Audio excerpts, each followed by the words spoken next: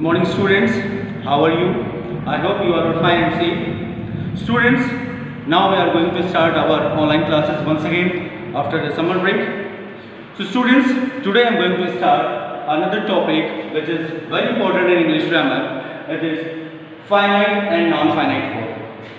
You must have read about that, the verbs, what are the verbs. In earlier classes you know about the verb. Types of verb, transitive, numbers of verbs are there. So, but today I am going to tell you about what is called the finite and what is non-finite. So, first of all, let me recall once again about what is verb. You know students, what is verb? Verb is called the action word. The word that is called action, which is called the action word. There are two types. First is the main verb and the second is the auxiliary verb. Simply when we write a sentence just like that, I am going to school.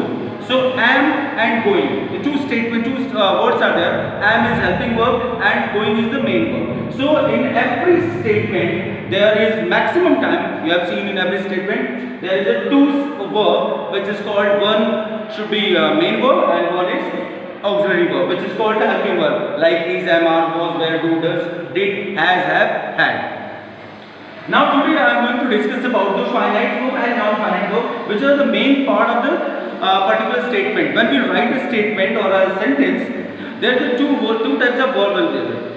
That verb is defined in two parts. The first is called the finite verb and the second is called non-finite verb. Okay, so come here. What is finite verb?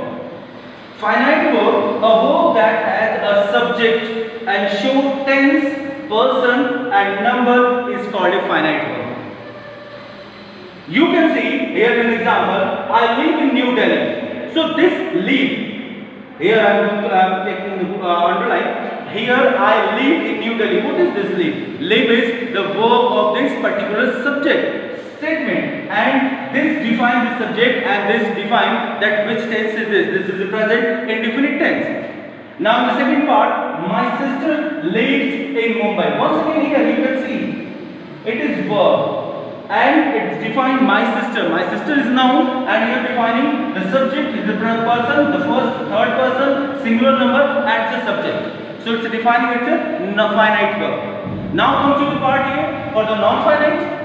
A verb that has no subject and does not show person, number or number is called non-finite. It is totally different from a finite verb. There is a totally opposite. Finite verb and non-finite both are the opposite. Finite verb they have a subject, but the non-finite they don't have any subject. For example, look at here. I love to go to mall. Look at here. Here is the two verb. Verb 1 and go is verb 2. But most important thing is that this love, this verb 1 is telling you if this is the sentence of a particular tense. But this verb means the number which sentence is written here go. This is not telling you which tense is this. That is why it is true that this verb is called a non-finite of a verb. Same here, Rima sat waiting quietly. Look at here, sat is also verb. This is verb 1 and waiting is also verb. Is a 2. So here two verbs cannot add together. So right now they are together. That is why they are verb 1 and verb 2 and the second waiting is using as a non-finite verb.